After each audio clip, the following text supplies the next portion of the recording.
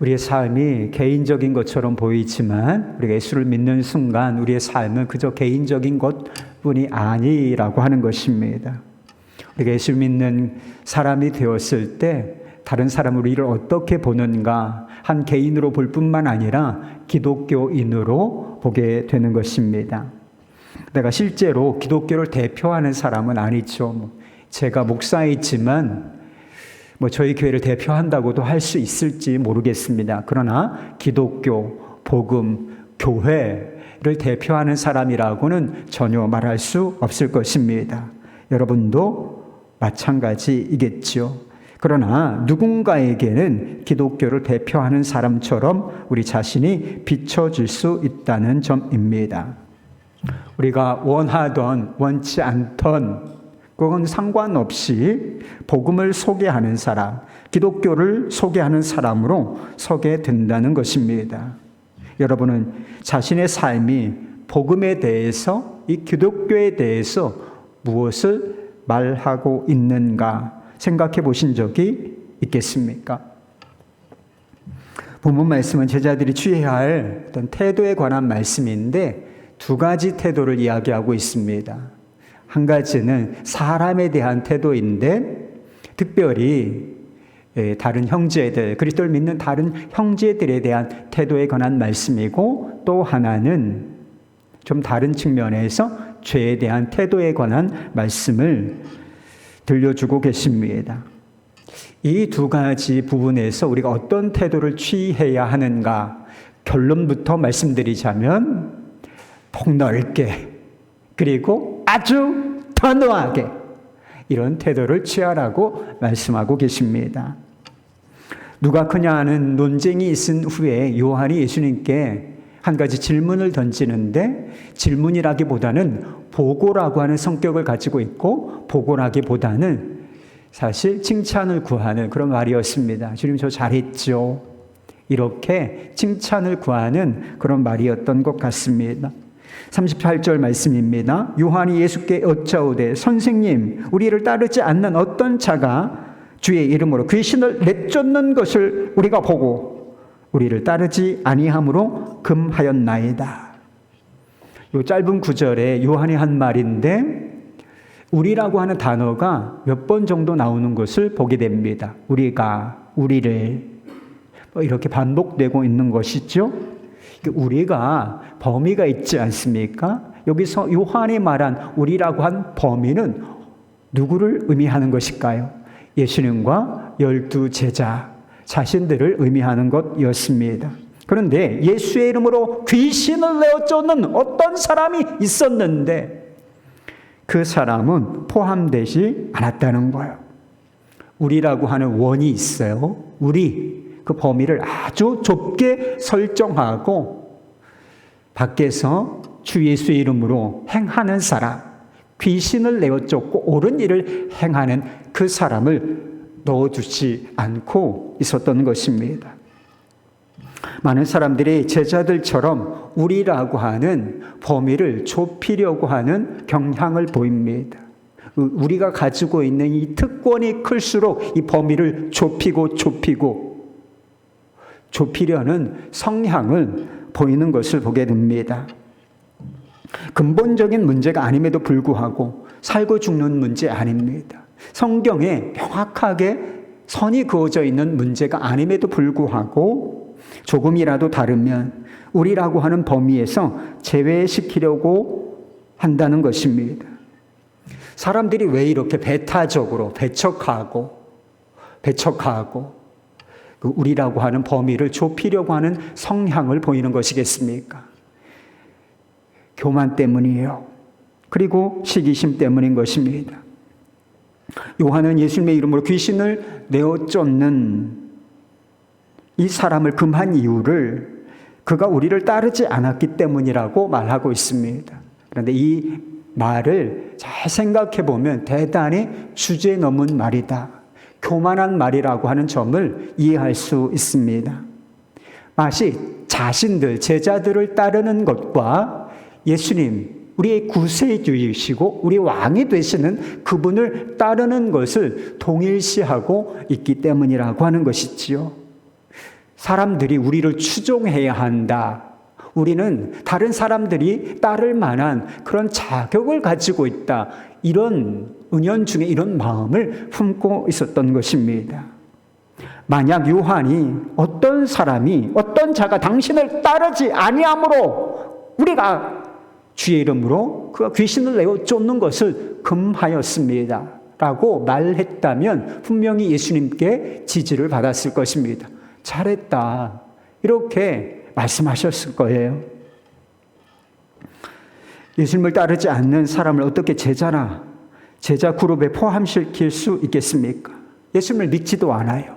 예수님을 따르지도 않는 사람이 그저 예수님의 이름을 의지하여 행하는 어떤 행동, 그것을 어찌 옳은 것이라고 말할 수가 있겠습니까?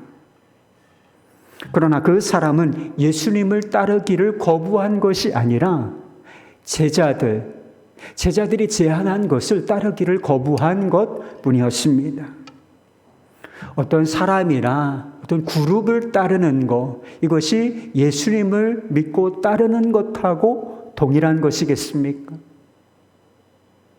어떤 신학이나 가르침을 따르는 것이 예수님을 따르는 것하고 동일한 것인가요? 어떤 교단이나 교파, 우리 교회도 교단에 속해 있습니다. 기독교 대한감리회에 소속되어 있는 교회에 있지요.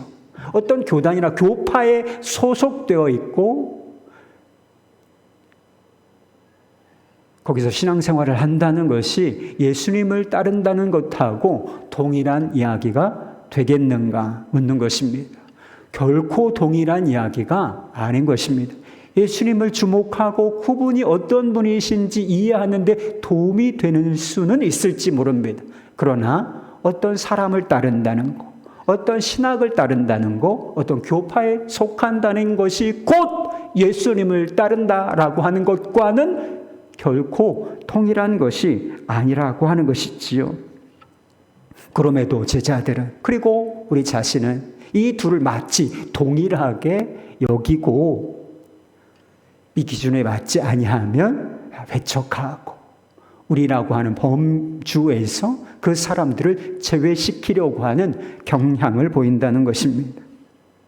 자신의 기준을 절대화하고 주님의 손 수준에 올려놓는 이 교만, 그 교만이 우리를 아주 배타적인 사람으로 만든다라고 하는 것입니다.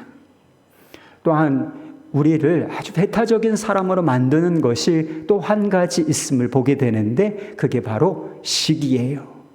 교만과 시기, 경쟁심, 이것은 다른 것처럼 보이지만 사실은 한 통속이라고 부를 수 있습니다. 얼마 전에 귀신 들린 아이의 아버지가 제자들에게 와서 이 아이에게 들어간 귀신을 좀 내어 쫓아 주십시오. 우리를 불쌍히 여겨 주십시오. 라고 말했던 적이 있어요. 제자들이 예수의 이름으로 귀신을 내어 쫓았지만 귀신이 나가지 않았다는 거예요. 권능이 나타나지 않았습니다. 그래서 예수님께서 이 상황을 답답하게 보시고 이 믿음이 없는 세대요, 내가 너희들을 얼마나 참아주어야 하겠느냐, 이렇게 믿음이 없다는 책망을 들어야 했습니다. 그런데 어떤 사람이 예수의 이름으로 귀신을 내어 쫓고 있는 거예요. 내가 예수의 이름으로 명하노니 더러운 귀신아 떠나가라. 나갔을까요? 정황을 보면 나갔어요. 사람이 온전해졌던 것 같습니다. 예수의 이름으로 명하는데 귀신이 꿈쩍도 않고 그대로였다면 아마 문제거리가 되지도 않았을 것입니다.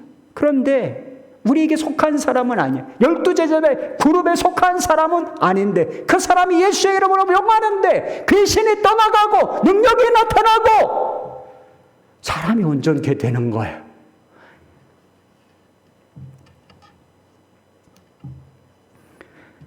자신들을 통하여 나타나지 않았던 그 능력이 이 사람을 통하여 나타난다. 이게 못마땅했던 것입니다. 그러니까 또 더 이상 예수의 이름으로 귀신 쫓아내지 마, 이렇게 그의 행위를 금지했던 것이지요.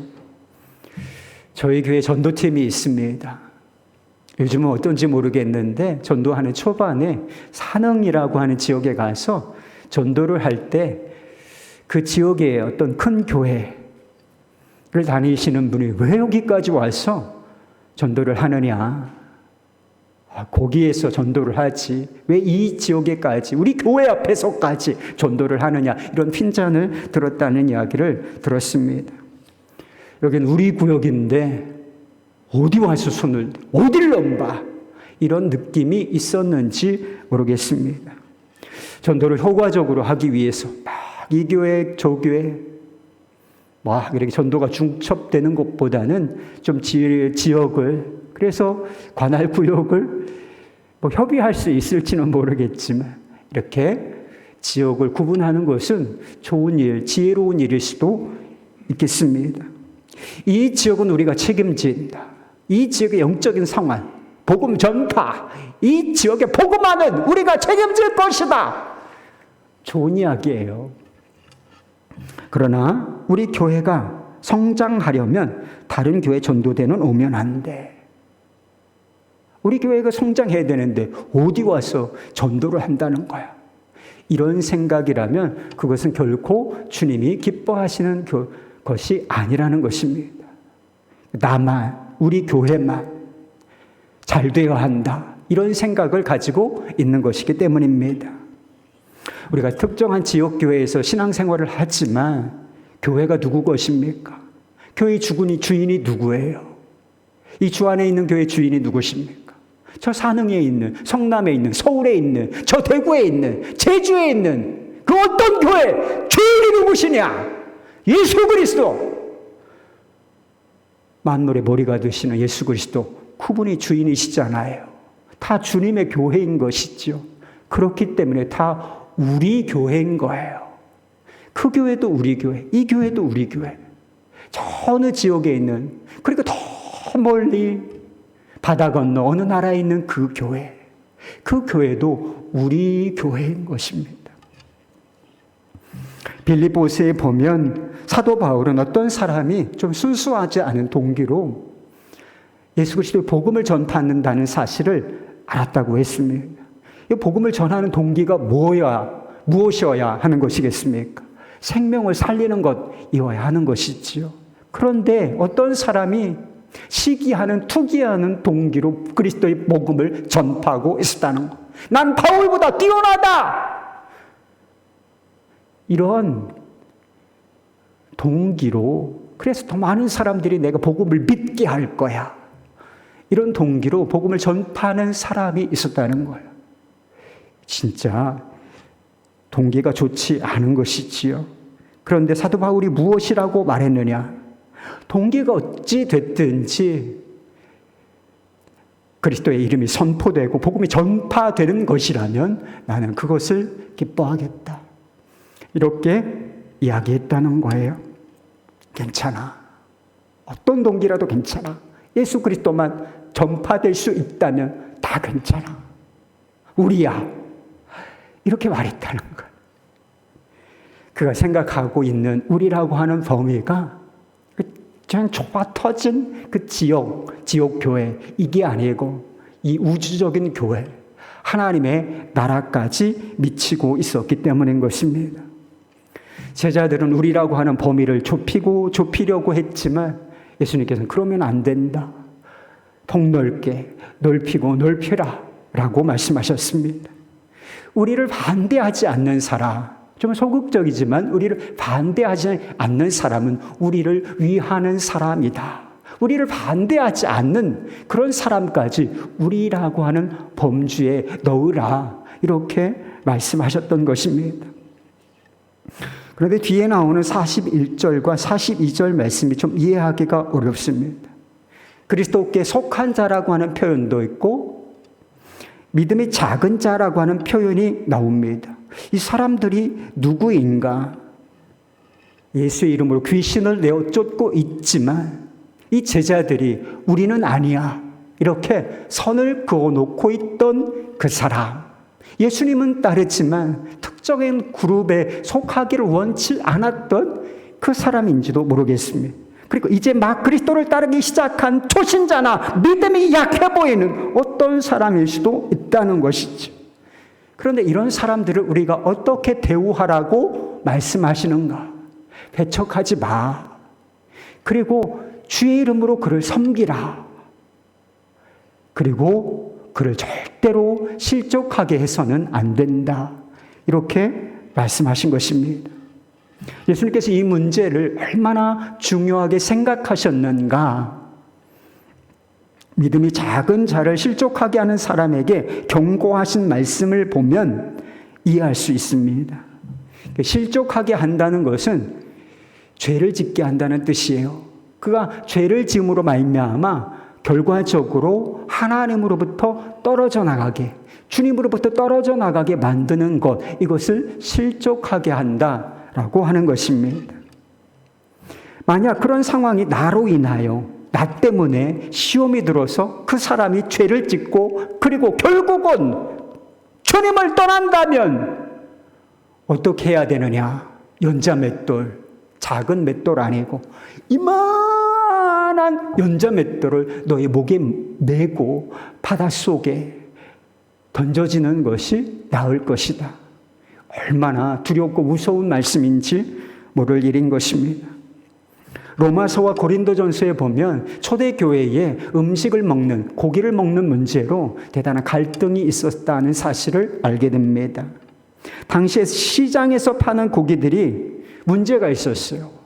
우상제물로 신전에 드려졌다가 다시 나와서 시장에 유통되는 그런 구조를 가지고 있었습니다. 뿐만 아니라 구약의 율법에서 규정되어 있는 먹을 수 있는 정결한 음식과 정결하지 않은 음식, 부정한 음식이 있었는데 그 시장에 파는 음식들이, 고기들이 이 부정한 부류로 분류되는 그런 고기들이 많이 있었던 것입니다. 그런데 이것을 먹을 수 있느냐, 먹을 수 없느냐라고 하는 문제로 갈등이 생겼던 것이죠. 어떤 사람은 시장에서 파는 고기, 이 고기가 어떠하든지 자유롭게 먹을 수 있다라고 생각하는 사람이 있었고, 그건 안 되지, 그건 죄를 짓는 거야, 먹으면 안 돼, 이렇게 생각하는 부류의 사람들도 있었습니다. 여러분, 무엇이 옳습니까? 무엇이 옳습니까? 복음에 관한 지식으로는 고기는 제한 없이 먹을 수 있는 것입니다. 고기는 고기일 뿐이고, 더군다나 예수님께서 율법의 마침, 율법의 완성이 되셨기 때문에 구약 성경에서 제시하고 있는 음식에 관한 규례 더 이상 안 지켜도 돼. 우리를 거룩하게 하는 것은 예수 그리스도의 피지, 보혈의 능력이지, 이 먹고 마시고 하는 문제하고는 아무 상관이 없어. 여러분, 이것이 복음에 관한 정확한 지식이에요. 마음대로 먹어도 됩니다. 그러나 사도 바울은 그 올바른 지식 이상의 행동 기준을 가지고 있었습니다. 그것은 다른 형제에게 나의 선택이, 나의 행동이 어떠한 영향을 미칠 것인가, 이것이 선택의 기준이었다고 했습니다. 고린도전서 8장 13절 말씀, 그러므로 만일 음식이 내 형제를 실족, 여기도 실족이라는 단어가 나오죠. 실족하게 한다면 나는 영원히 고기를 먹지 아니하여 내 형제를 실족하지 않게 할 것이다. 복음에 관한 나의 지식으로는 고기를 먹는데, 돼지고기, 무슨 고기 먹는데 아무 제한이 없어요. 다 먹을 수 있어. 그러나 나의 행동이 형제를 실족하게 한다면, 그를 시험에 들게 하고 그를 범죄하게 한다면, 어떤 형태로든지 그가 주님으로부터 멀어지게 하는 일이라면 나는 영원히 나의 자유를 사용하지 않을 것이다. 나는 영원히 그 고기 먹지 않을 것이다. 이렇게 이야기하고 있는 것입니다. 자신의 지식과 기준을 고집하지 않고 믿음이 연약한 형제의 영적인 상태를 배려하려는 마음, 이게 사랑이 아니겠습니까? 이게 긍휼이 아니겠나요? 이 마음을 가지고 있었다는 것이지요. 이것이 바로 우리라고 하는 범위를 우리가 넓히고 넓혀나가는 구체적인 방법이라고 주님께서 제시해 주신 것입니다. 예수님께서는 우리를 반대하지 않는 사람이라면 포용하라고 말씀하셨습니다. 본질적인 문제가 아니고 다름의 문제라고 하면 우리라고 하는 범죄에 넣으라고 하셨습니다. 그러나 우리가 아주 날카롭고 그리고 배타적이고 단호하게 태도를 취해야 할 영역이 있다고 말씀하셨는데 그것이 바로 죄라고 하는 문제인 것입니다. 43절부터 47절까지 말씀입니다. 만일 내 손이 너를 범죄하게 하거든 찍어버리라. 장애인으로 영생에 들어가는 것이 두 손을 가지고 지옥에 곧 꺼지지 않는 불에 들어가는 것보다 나으니라. 만일 내 발이 너를 범죄하게 하거든 찍어버리라. 다리 저는 자로 영생에 들어가는 것이 두 발을 가지고 지옥에 던져지는 것보다 나으니라. 만일 내 눈이 너를 범죄하게 하거든 빼어버리라. 한 눈으로 하나님의 나라에 들어가는 것이 두 눈을 가지고 지옥에 던져지는 것보다 나으니라. 대단히 엄중한 경고예요. 실제로 우리가 죄를 범하면 손이 만지지 말아야 할 것을 만지고 내 것이 아닌 것을 손으로 이렇게 가져오는 거 도둑질이라고 하죠. 손으로 도둑질하는 거잖아요. 가지 말아야 할 것 발로 가는 것 아니겠습니까? 보지 말아야 할 것 우리 눈으로 탐닉하고 이게 다 손과 발, 눈, 죄를 짓는 통로가 아니겠습니까? 이렇게 우리가 죄를 짓게 되면 정말 손을 잘라내고 다리를 톱으로 쓸어내고 눈알을 뽑아내라는 것인가? 그렇지 않아요. 예수님의 말씀은 죄에 대해서 아주 냉정하고 사람에 대해서는 따뜻하고 긍휼한 태도를 취하지만 다름에 있어서는 포용하지만 이 죄라고 하는 문제에 대해서는 아주 냉정해야 한다는 거예요.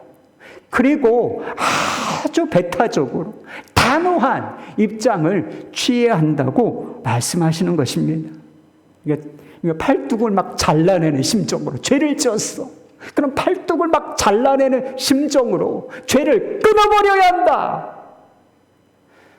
이런 뜻으로 말씀하신 것이었습니다. 우리가 죄에 대해서 왜 이런 태도를 아주 단호한 태도를 취해야 하는 것인가? 긍정적으로는 하나님의 나라와 영생이 있기 때문이고 부정적으로는 지옥이라고 하는 고통의 장소가 있기 때문이라고 말씀하셨습니다. 하나님의 나라에 들어가는 거, 천국과 영생에 들어가는 거, 이게 얼마나 중요한 일이고 또 긴박한 일인지, 반대로 지옥에 가는 것이 얼마나 두렵고 그리고 얼마나 피해야 하는 일인지 신체를 잘라내는 비유를 통해서 말씀하신 것입니다. 여러분은 천국이 있다고 믿으십니까? 천국이 있다고 믿으십니까? 지옥이 있다고 믿으십니까? 예수님께서 지옥을 꺼지지 않는 불로 묘사하셨습니다. 불이 확 타고 있는데 구더기도 죽지 않는 그건 불구덩이라고 지옥을 묘사하셨어요. 우리 중에 사우나 하는 거 좋아하시는 분들이 있으실 겁니다. 그래서 몸이 피곤하면 참 그 사우나 열기가 가득한 사우나에 들어가서 쫙쫙 흘리고 나와서 샤워하는 거 기분 좋다, 피로가 풀린다 이렇게 생각하고 계시는 분들 계실 겁니다. 그게 좋은 이유가 있어요. 들어갔다 다시 나올 수 있기 때문에 좋은 것입니다. 그런데 만약에 불가마 사우나에 들어가서 영원히 나오지 못한다고 생각해 보십시오. 한 70도, 80도, 90도 가까이 되는 그 사우나에 들어가서 10분, 20분 아니고 1시간 정도 아니고 1년 아니고 영원히 그 속에서 나오지 못한다면 그래도 기분이 좋겠습니까? 얼마나 그것이 고통스러운 일이겠습니까? 물론 이 불이라고 하는 것이 상징적인 표현일 수도 있지만 지옥이라고 하는 장소가 극한의 고통, 극한의 고통, 이 극한의 고통이 영원히 끊임없이 계속되는 장소라고 하는 점은 여러분 분명히 마음으로 받아들여야 할 것입니다. 세상 사는 것이 힘들다, 고통스럽다, 어떤 때는 죽어버리는 것이 낫지 않겠나, 이런 생각을 가지고 있는 분들이 계실지도 모르겠습니다. 그래요, 세상은 고통의 장소입니다. 저도 고통스러움을 느낄 때가 있습니다. 그때 분명히 기억하셔야 할 것이 있습니다. 차라리 죽는 것이 낫다. 정말 죽는 것이 낫겠습니까? 우리가 세상에서 겪는 모든 슬픔, 그리고 모든 절망, 모든 고통, 그것은 지옥의 그림자에 불과하다는 사실이에요. 예수님께서 분명히 지옥이 실제하는 곳이고 아주 극한의 고통을 겪는 곳이다 라고 말씀하셨지만 많은 사람들이 이것을 심각하게 받아들이지는 않는 것 같습니다. 지옥이 있을 거야. 지옥이 있겠지 뭐. 그렇지만 나는 거기는 안 갈 거야. 이렇게 분명한 근거도 없어. 그런데 막연한 낙관적인 생각을 가지고 있는 사람들이 너무나 많다는 사실입니다. 여기에도 아마 있을 거예요. 미국 사람들에게 당신이 천국에 갈 것인가? 당신은 지옥에 갈 것인가? 이 질문을 던졌던 적이 있다고 합니다. 리서치를 한 것이죠. 자신이 천국에 갈 것이라고 생각한다. 죽으면 천국에 갈 겁니다. 라고 대답한 사람들이 120명 정도 되었다면 아니에요. 저는 지옥에 떨어질 것이 분명합니다. 저 같은 사람 지옥에 가야 마땅합니다. 이렇게 생각한 사람은 단 한 명에 불과했다는 것입니다. 비율로 따지면 120대 1. 천국이 120이고 지옥이 1인 것입니다. 예수님께서 뭐라고 말씀하셨는가? 이 문제에 대해서 생명으로 들어가는 문은 대단히 좁고 그 길이 협착하여 찾는 이가 적을 것이다. 이렇게 말씀하셨어요. 구원의 비유를 말씀하신 것은 아니지만 이 말씀을 찾는 이가 적을 것이다. 구원받는 사람이 많겠습니까? 지옥에 가는 사람이 많겠습니까? 구원받는 사람이 적을 것이다 라고 하는 점은 분명히 이해할 수 있는 것이지요. 그런데 사람들은 어떻게 생각하고 있다는 거예요? 완전히 거꾸로 생각하고 있다는 것이지요. 진리의 말씀과는 완전히 상반되어서 나는 잘 될 거야. 막연하게 이렇게 생각하는 사람들이 너무나 많다는 것입니다. 여러분은 천국에 들어갈 것이라고 믿으십니까? 나에게는 천국의 영광이 예비되어 있다. 이게 분명히 믿으시나요? 아멘! 하셔야죠. 그런데 우리가 이 문제를 좀 점검해 볼 필요가 있습니다. 정말 내가 천국으로 가고 있는가? 죽음의 천국, 주님 앞에 서게 될까? 이 문제를 간업해 볼 수 있는 문제가 바로 죄에 대한 태도인 것입니다. 죄를 미워하는 마음이 내 안에 있는가? 죄를 더 이상 사랑하지 않고 죄 짓는 것이 기쁘지 않고 죄를 미워하는 마음이 내 안에 있는가? 죄에 대해서 예수님께서 막 잘라버려라, 뽑아버려라 이렇게 말씀하셨던 것처럼 죄에 대해서 아주 단호한 태도가 나한테 있는가? 이게 문제라는 거예요. 어떤 분들은 우리가 예수 그리스도를 믿음으로 모든 죄에서 십자가의 은혜로 구원을 받은 것이 아니냐. 사도 바울이 말했잖아. 그리스도 예수 안에 있는 자에게는 결코 정죄함이 없느니라. 죄를 지어도 정죄받지 않아. 천국 가는데 문제없다.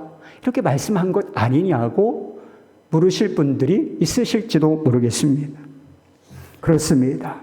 그게 복음입니다. 예수님의 말씀을 문자적으로 적용한다면 죄를 짓는 순간 그 육체를, 그 지체를 잘라내라. 이 말씀을 문자적으로 적용했다면 여러분 우리의 지체 중에 무엇이 남아서 천국에 들어갈 수 있겠습니까? 여러분의 눈은 언제쯤 뽑혀나갔을까요? 여러분의 손과 발은 언제쯤 잘라 저 나갔겠습니까? 벌써 오래전에 다 없어지고 말았을 일인 것입니다. 우리의 결단과 힘으로는 못 돌아가는 곳, 그곳 천국이 맞아요. 예수님의 무시무시한 말씀을 듣고 주님밖에는 소망이 없습니다. 내가 십자가밖에는, 나를 구원할 것은 십자가밖에는 없고 내가 의지할 것이라고는 십자가밖에는 없습니다. 이렇게 생각하고 있다면 그 생각이 옳습니다. 그런데요, 그것이 우리의 믿음이 되고 그 믿음으로 우리가 용서받은 것이 사실이라면 죄에 대한 태도가 바뀌는 것도 옳습니다. 십자가의 은혜로 용서를 받았으니 이제는 죄를 지어도 좀 괜찮다. 죄 짓고 회개하면 되지. 어쩔 수 없는 거 아닌가? 성경에 어디 그런 말이 있습니까? 예수님께서 언제 그런 말씀하신 적이 있어요? 죄에 대한 태도를 느슨하게 만드는 것은 결코 복음이 아닙니다. 예수님께서 우리의 죄를 구원해 주시기 위해서 무엇을 끊어내셨는가? 이런 손을 끊어내신 정도가 아니에요. 눈알을 뽑아내신 정도가 아니라 자신의 목숨을, 자신의 존재를 하나님으로부터 끊어내셨다. 이게 십자가 복음이에요. 너 눈 뽑아. 너 팔 잘라내. 다리 없애버려. 예수님의 말씀이셨는데 우리가 지은 죄 때문에 그 한 가지 죄이라 할지라도 예수님께서 자기 목숨을, 자기 존재를 끊어내셨다. 이 십자가의 은혜를 아는 사람이 누구겠습니까? 죄를 멀리하고 싶어하는 사람이에요. 다르게 표현하면 거룩에 대한 갈망을 가진 사람. 주님, 제가 거룩하게 살고 싶습니다.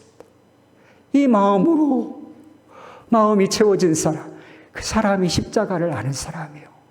그 사람이 용서받고 구원받은 사람입니다.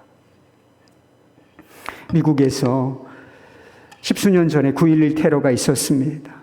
그 일이 있은 후 닷새 후에 뉴욕의 맨하탄에 있는 타임스 스퀘어 교회에 카터 콜론이라고 하는 목사님이 계시대요.